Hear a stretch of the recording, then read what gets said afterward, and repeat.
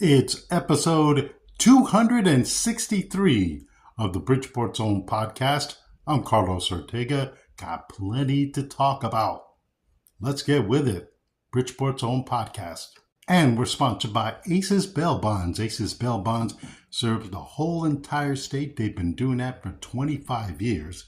Go to 1173 North Avenue, Bridgeport. Call 203-366-4817 or the toll-free number 866-777-BOND, 866-777-2663, or go to their website. It's acesbailbondct.com. And the Retro Spin Shop. See Ron Webb at 446 Main Street, Monroe for your vinyl records, CDs, DVDs, Laserdiscs, toys, tapes, and a whole lot more.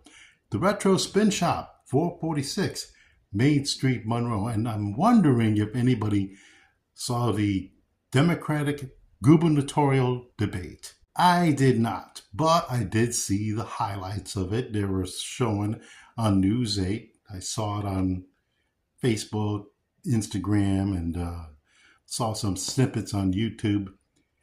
But one thing I did see that really caught my attention, and it's a slight little thing, and it should give Governor Lamont a little pause for concern if you watch the debate. Post-debate analysis, 52% of the people polled saw that Josh Elliott won the debate. It's significant for one simple thing. It just shows that Governor Lamont and all of that he has done that is good, not a lot of people are paying attention to that.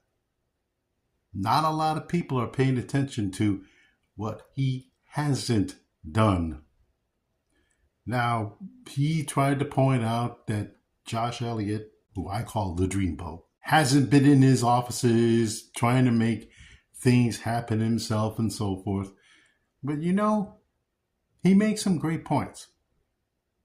And the greatest point he's making, and I hope they would make this point more often in the state of Connecticut, is taxes. Now, that's going to be a very crying call for him because taxes is a very important thing here in Connecticut, because a lot of people don't like their taxes being raised because they can't afford to have another tax hike. That's the thing. Pocketbook issues. I didn't have to see the whole debate to know that, because he pointed it out as one of the great snippets that they had on News 8 and I saw on YouTube. Pocketbook issues. It is an important thing in politics. Again, I'm going to say it again. Going to sound like a broken record. Affordability. That's something that, honestly, I don't think our governor gets. He talks about some of the good things he's done. Okay, fine. But there are a lot of things that you need to address. And quite frankly, that's where the 15% of those Democrats who were not going to give you a ringing endorsement at the convention saying to you, what are you doing about pocketbook issues? Like power. That's a pocketbook issue. Hell, I paid nearly $59 in my electric bill. A lot of people are saying, well, that's not much, Carlos. Yeah, you're right, it's not. But for a lot of people, it's probably double, may have tripled. Those are things that the governor and even the state legislators are not even addressing. You have to address that, because no one will. When is somebody in this state going to address affordability? Affordability is not a communist issue. Affordability is an issue, period, because people like me and like a whole lot of others have bills to pay. They take out loans for cars and houses. Nobody addresses that.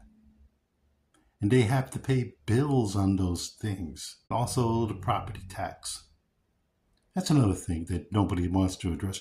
Why do we have to pay a high property tax and then have to depend on the state to tell cities and towns and municipalities this is our rate going to pay on property taxes? That shouldn't be like that. But because it is, it is. I would like to see both of these candidates address affordability issues, aka pocketbook issues, because nobody seems to want to address it. Nobody. And why? Maybe it's politically convenient. You know, Governor Lamont has not raised taxes on the richest people in the state of Connecticut. Josh Elliott wants to.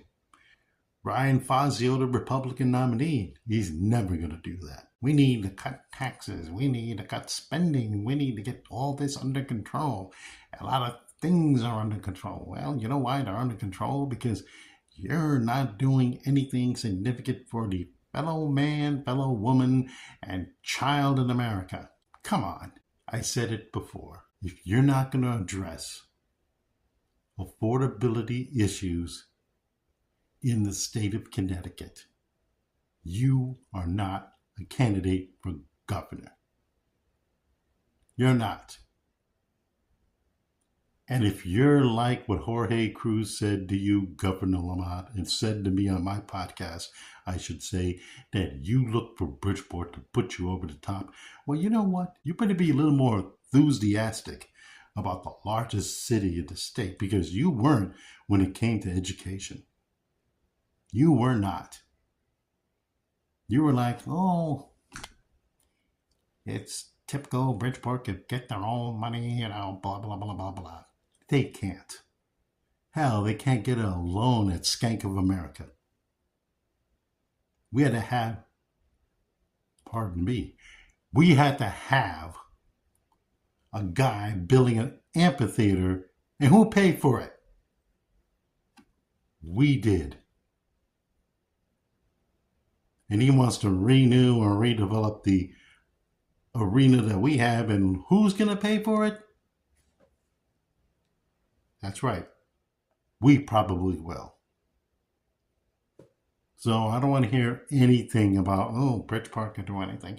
I've said this so many times. We don't get money from the state of New York. We get money from the state of Connecticut, which means you and our legislators.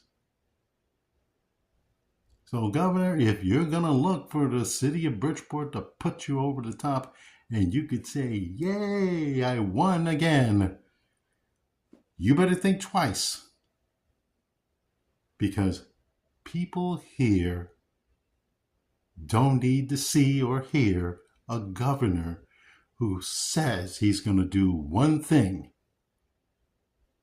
and doesn't do shit for his major cities. Do you think any major cities in Bridgeport, Stamford, New Haven, and Hartford are happy with the way you're doing things? I wouldn't be, but they're not. So the thing that you have to understand is this. Josh Elliott, he won the debate. Will that change the polling in any way? I don't think so. But you have to change the way you treat your major cities, because you're treating them like they're a waste dump. That can't. I'll have more after this. You have a good old movie, TV show that you want to see, a good song that you want to hear you haven't heard like in years, well, there's a spot that I could tell you has that. The Retro Spin Shop, 446 Main Street, Monroe. They sell vinyl records, CDs, DVDs, laser discs, toys, and a whole lot more. Even VHS and beta tapes. The Retro Spin Shop, 446 Main Street, Monroe. Go see Ron Webb and look at the good stuff that he has. Retro Spin Shop, 446 Main Street, Monroe. You know, I got a notification through Facebook and I got a notification through my mail that my area where I live in, which is the 138th district, as a paving schedule. Yes, a paving schedule. A schedule where not all of the streets will be paved, but some will. But in my area where I live in, there will be streets to be paved, and that's nice. Maria Pereira put that notice out there. Also, Success Village has a paving schedule that they can go about, and that's cool. I didn't get that the 135th district. Did not get a paving schedule at all. Man, and I got that. Certain times, certain days, certain weekdays, we have to be prepared because it's going to be paved up, paved all over. That's nice. I don't know if they put pressure on the mayor's office to say, they need to pave these roads. Get all the money that you can to pave these roads because they haven't done it. I've said this many times, our roads are like a third world country. I go on side streets all the time in the North End, and it's like, when are they going to do something about this? Hey, Mary McBride Lee, when are you going to have these roads paved? Can't prioritize it. You can't. You got to have these roads paved. Seriously. So I got it. It was on Facebook. They showed it. It was by street, a whole bunch of other streets in where I live in, also in the Success Village area. So that's good that people are getting their roads paved. So we like that. Me personally likes that. I like when our roads are paved. I like when our streets are nice and clean. You smell the asphalt in the air. You see construction on that street and that street or whatever street. And you're finally saying to yourself, damn, our roads are finally being paved over. Not touched up. Not, them going and filling potholes. That's for the winter time. But roads that have to be paved and put asphalt on it, that's what I want to see. I don't want to see anything else go on. If guys in the summertime have to go out there and, just go out there and pave the roads, get that whole nourishment in, hydration breaks and so forth.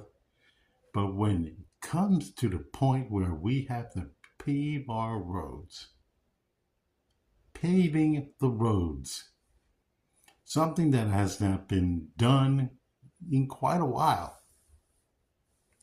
that's going to be something that I look forward to. I look forward to seeing this because, like I said, it has been a while since it's happened.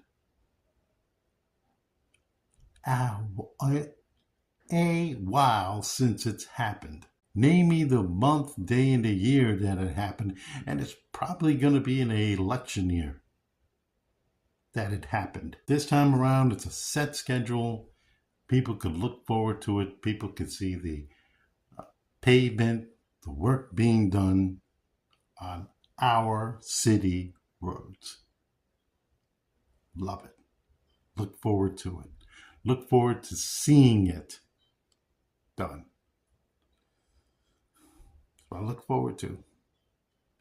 Not that I don't have nothing else better to do. Do my whole thing, go to work, sleep, eat, blah, blah, blah, blah, blah. But seeing this happen, something that I look forward to seeing. The thing I saw is that, again, and I said it, it's primary season upcoming. And I do see some people looking and putting out their ballots, not ballots, their pamphlets for who's running for what Fred G. already, I got an advertisement from him. I'm going to get more. I know Maria Pereira is going to stop in here and say hi. But it is primary time, but her election's next year. Either way, that's what you're going to see, because these are the midterms that all of us look forward to. We look forward to the godforsaken midterms because the one simple thing that we lost in the 24 election was seeing the fact that President Trump got reelected. Now people possibly are going to pay the price for it. It's not going to be pleasant. It won't be pleasant at all. It is going to get about as pleasant as, the 2016 election, then the 2020 election. Like I said, in a few streaming services, places I've done my voice to, if you have a chance to register to vote, do it. And if you have that opportunity that day, that year, whatever day, vote. Don't be, peculiar about this. I understand one thing. My nephew is a registered voter. He does participate in the political process. Why? There's a good answer for that. He says, they all don't do their jobs. They don't. And in a way, yeah, he's right. They always, 2 to 4 to 6 years, and I've been saying this, they always come back and want your vote. And he's right. He is totally right. And yeah, registering to vote doesn't mean you have to vote. It doesn't. You're a registered voter. You can go on and vote if you want to, or you could be a participant in the process. He's neither. Don't tell him to participate. Don't tell him, hey, it's the greatest process in the world. Yeah, don't tell him that. Don't tell him that. But for you, for any of you within the sound of my voice, you can do this. You can vote. You could register to vote. If you listen to outside noise saying that the process is rigged, you know that the process is not rigged because of one man saying it's rigged. It doesn't work that way. Register, vote, and then see how it goes. Big election year. And if you participate, that's all I'm saying, participate in the whole process, then you are a winner. That's all. You are a winner. And if you feel that this whole thing has duped you or made you think otherwise on how this process is working, then okay, you don't have to participate in it. Now, I'm not saying that you shouldn't, but I'm saying you should give it a try. That's all. Just give it a try. Just give it a try. It's not perfect, but it's the best that we have. It's a whole lot better than some other countries who pick a winner and say, hey, I won. No. This is the best it's gonna get. Could it get better? Absolutely. Could it be better? Absolutely. Can people make it better? Absolutely. But you can only participate if you go down to your registrar of voters and register to vote.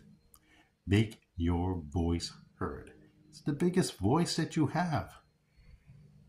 The biggest. But like I said, 2024, 2026 now is going to be a year that big changes may happen. It just may happen. So go out there, vote, register to vote. Just be aware of who you're voting for and what they stand for. That's all you have to do. What do they stand for that makes you feel that you can vote for them or her or him or anybody that could make you feel better about this whole process? That's all. Because it's not going to be easy and it's not going to be tough. That's all it's going to be. It's not going to be easy at all. Electing officials. Your part's easy.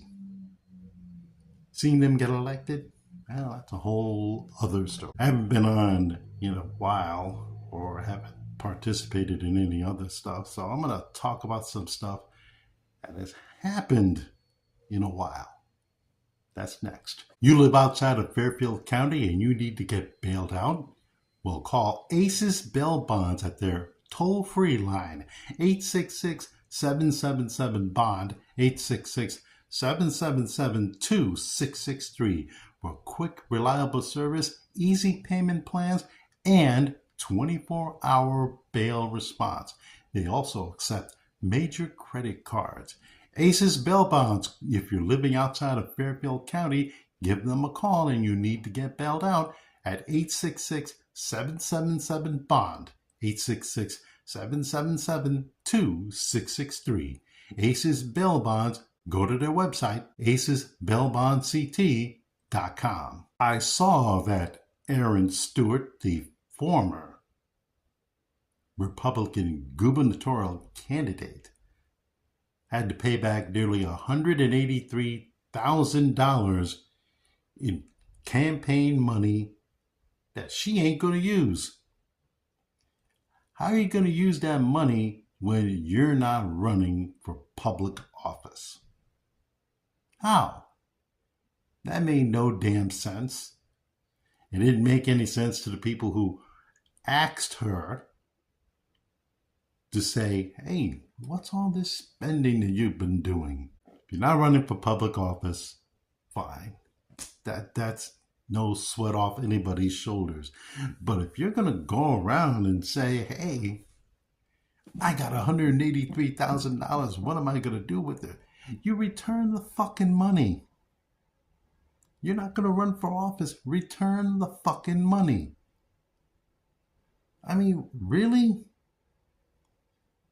That's what you're going to do? You're going to return, keep the money? No, that doesn't work that way. And honestly, who told you it worked that way? You should have learned when you started that spending spree in New Britain that the money that you have and the money that you kept or what have you, you can't keep that money. Who told you that you could? All jokes aside, she had to return the money because it's campaign money that was sent to her from the state because there was an expectation.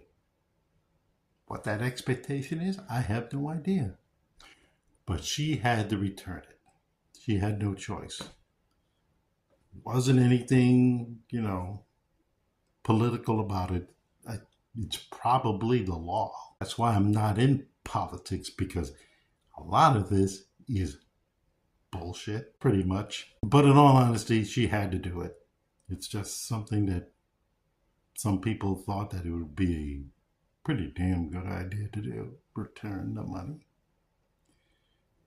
And did you see last week's Spain-Argentina World Cup final match? And saw Argentina just turn their back and get into fights and so forth. The thing is this. If you're going to watch soccer, and I did, I watched that whole match. It was a great match. And you don't get any shots on goal or any shots on target, and Spain pissed you off to the point when they scored a goal and you had to start a fight. afterwards. And also, President Trump was there, and he's like, "You got to be kidding me. They're booing me. They're booing the President of the United States." And people asked the question, they even asked me, "Carlos, what's he doing there?" Well, he was one of the three dignitaries, political leaders of their own nations that hosted the World Cup. Canada, their prime minister, the president of Mexico, and the president of the United States. And no big conspiracy theory around this. There isn't. Not one. So I think when people say, "Hey, he shouldn't be there. He should have sent somebody else to represent him," you know how Trump is. He's a glory hound. He's going to do this. That's why he did it. Because he had to. He had to be with the two leaders of the North American nations that he A, put tariffs on, and B, threatened, and C, tried to turn them into the 51st state. And you know how they felt? They thumbed his nose to him. Because they had to be dignitaries.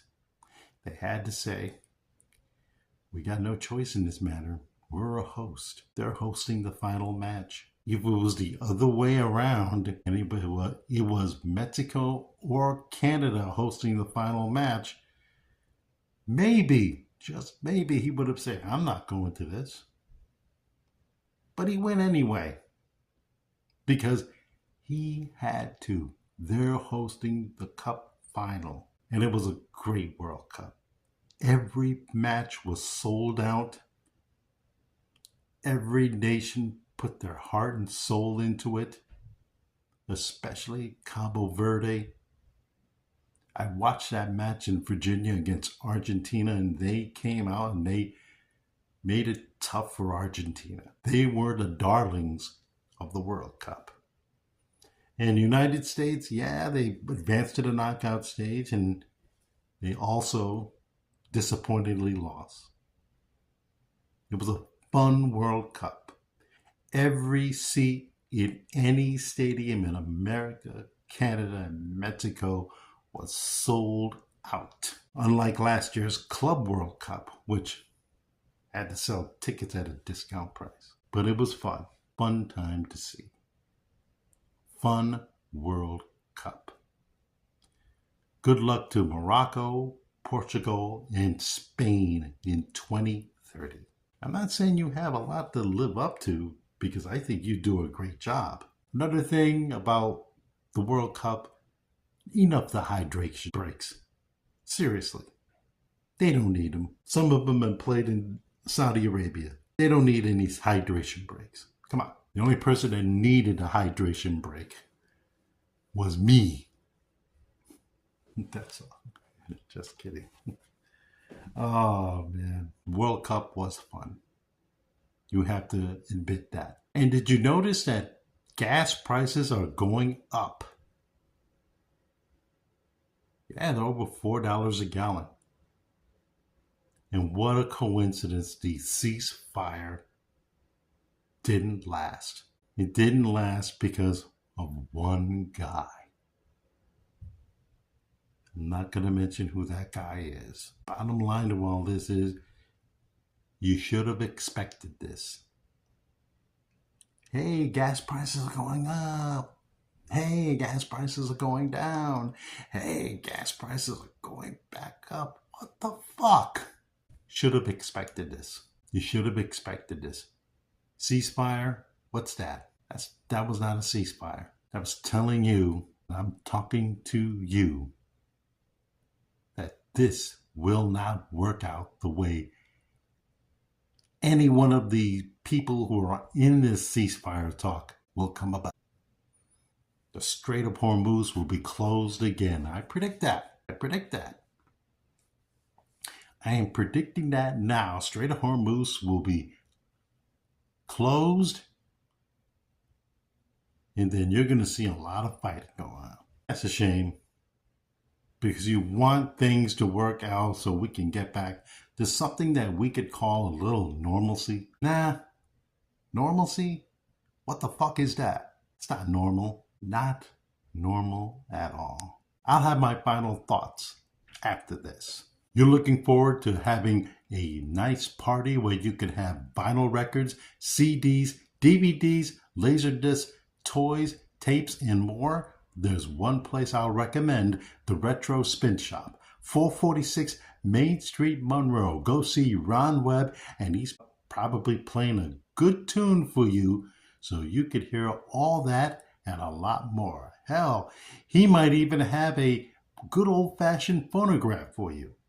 The Retro Spin Shop, 446 Main Street, Monroe. And my final thought is, if there's one thing I do not like being called, is a name that I really am repulsed by, or something that I am repulsed by. Recently, I made a comment on a WICC page about the Democrats being something that they are not labeling themselves of, and some guy who I don't know, I probably wouldn't know who the fuck he is, said, "Fuck you, you communist." And I said back to him in a very calm and very deep typing voice, "Hey, figures, paraphrasing." And then I said, "You should be ashamed of yourself for calling me a communist." And I gave him 2 thumbs down emojis. So I'm not gonna mention this fucking prick's name. So I'm gonna define what a communist is. It's an individual who supports or advocates communism, a political and an economic ideology aimed at creating a classless society. Now, if you know me well enough, and I hope you do, I don't have that goal in mind. Do you think I have that goal in mind? Its foundation, communism, seeks to replace a private property and profit-based economic with public ownership and communal control of a major means of production such as factories, natural resources, and machinery. Common ownership, all means of production and goods are owned by society rather than individual citizens in private corporations. There is a traditional divide, the classless society. I don't think I'm classless. The traditional economic divide between wealth and owning class and the working class is eliminated. Distribution by need, wealth resources distributed according to the Marxist principle. From each according to this ability to each according to these needs. Abolishing of state and money, which I do not advocate. I love money. Money makes the whole world go around. It pays for a good dinner when you have a lovely woman to take out on a date. So please. In its ultimate theological stage, a pure communist society would operate without currency and eventually without a central state or government, relying instead on voluntary self-governance. You think I want that? Seriously, you think I want that? Do you think I, Carlos Ortega, host of the Bridgeport's Own podcast, would want that? Tell me, fuckface.